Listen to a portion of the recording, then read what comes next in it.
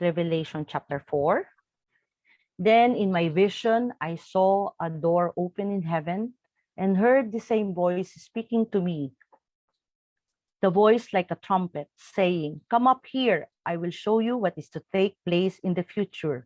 With that, I fell into ecstasy, and I saw a throne standing in heaven, and the one who was sitting on the throne and the one sitting there looked like a diamond and a ruby.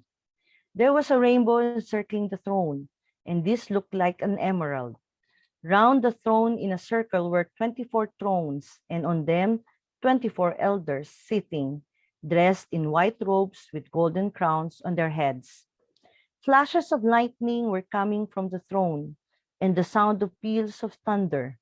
And in front of the throne there were 7 flaming lamps burning, the 7 spirits of God. In front of the throne was a sea as transparent as crystal. In the middle of the throne and around it were 4 living creatures, all studded with eyes, in front and behind. The first living creature was like a lion, the second like a bull. The third living creature had a human face, and the fourth living creature was like a flying eagle. Each of the 4 living creatures had 6 wings and was studded with eyes all the way around, as well as inside. And a day and night they never stopped singing, "Holy, holy, holy is the Lord God, the Almighty, who was and is to come." Every time the living creatures glorified and honored and gave thanks to the one sitting on the throne, who lives forever and ever. The 24 elders prostrated themselves before him to worship the one who lives forever and ever, and threw down their crowns in front of the throne, saying, "You are worthy, our Lord and God, to receive glory and honor and power, for you made the whole universe by your will. When it did not exist, it was created." Pwede po natin isa-isahin muna yung narinig at yung nakita ni John. What are those things that John heard in his vision of the heavenly sanctuary? First one is the same voice he heard in his first vision in chapter 1, saying, "Come up here, I will show you what is to take place in the future." And the second po, yung peals of thunder, mga kulog. And then the third one is 4 creatures singing, no? Kumakanta daw po ng "Holy, holy, holy is the Lord God, the Almighty, who was and is to come." Sa Tagalog po Santo, Santo ang Panginoon Diyos, ang makapangyarihan sa lahat na noon at ngayon ay darating. And then yung fourth po na narinig niya is the antiphonal response of the elders. "You are worthy, our Lord and God, to receive glory and honor and power, for you made the whole universe by your will. When it did not exist, it was created." So yun po yung mga narinig. What John saw in his vision of the heavenly sanctuary. God sitting on a throne looking like a diamond and ruby with flashes of lightning coming from the throne.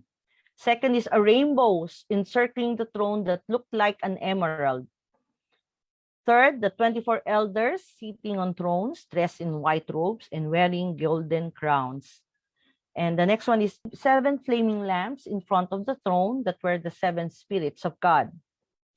The fifth one is a transparency in front of the throne. The next is 4 living creatures studded with eyes in front of the throne with faces like a lion, a bull, a human, and an eagle. They have 6 wings, all also studded with eyes.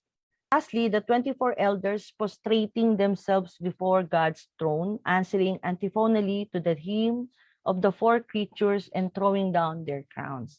So yun po yung mga nakita at narinig ni John sa kanyang vision. So John has another vision. The first one is in chapter 1, in verses 10 to 20.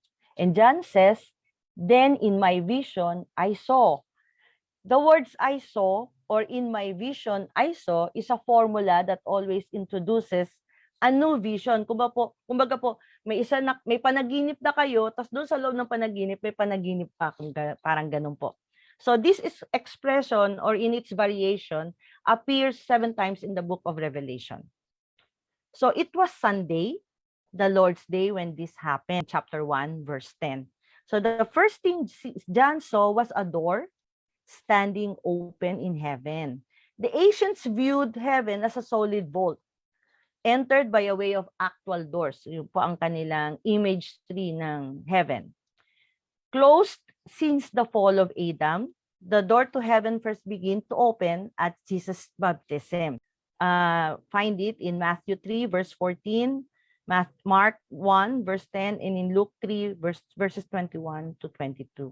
So in John's new vision, notice po na hindi niya sinabi na nakita niyang bumubukas, nakabukas na ang pinto, at hindi po ba't kahangahangang isipin na dahil kay Jesus, ang ating manunubos, ang daan patungo sa langit ay bukas na.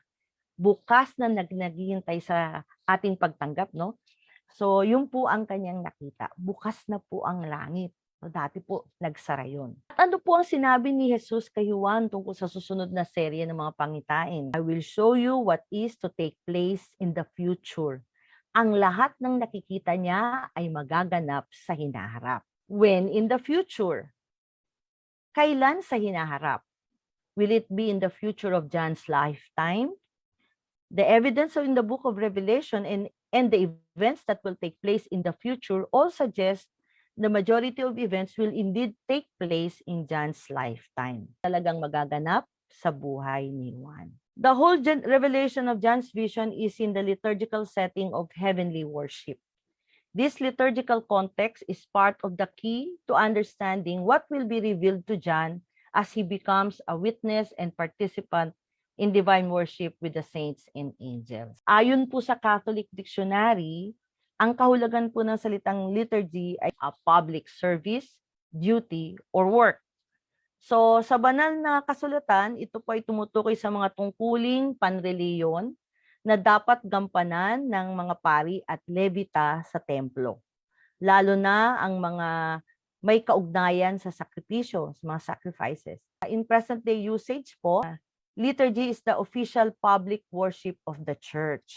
And it is thus distinguished from a private devotion.